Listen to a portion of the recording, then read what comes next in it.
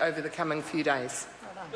Chris Hockenvold. Thank you, Mr Speaker, and I rise to speak in favour of the Plumbers, Gasfitters and Drainlayers Amendment Bill, sponsored by the Building and Construction Minister, the Honourable Maurice Williamson.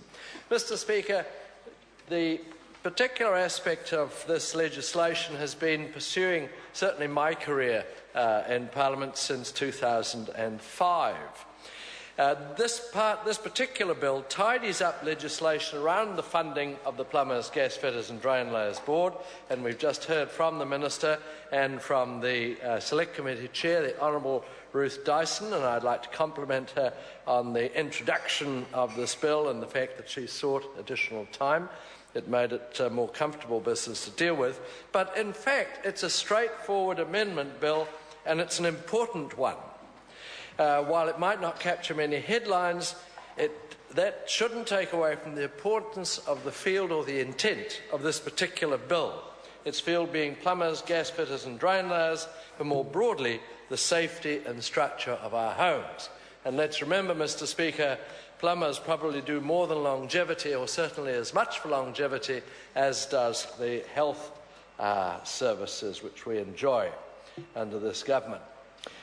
This bill is one part of the work that we're doing across the building sector to improve the presentation of services and the capability of the industry.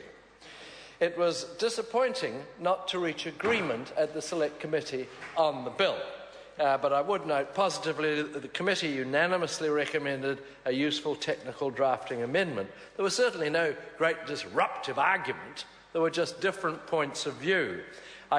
I honestly find it hard to follow the logic of the opposition approach, because basically this validates everything that was wanted at the time the initial Act came into power.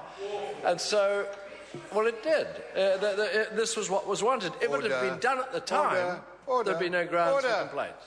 Sorry to interrupt the member, but this debate is interrupted and is set down for resumption next sitting day, and the House will stand adjourned until 2 p.m. on Tuesday, the 16th of April 2013. Good evening, everybody.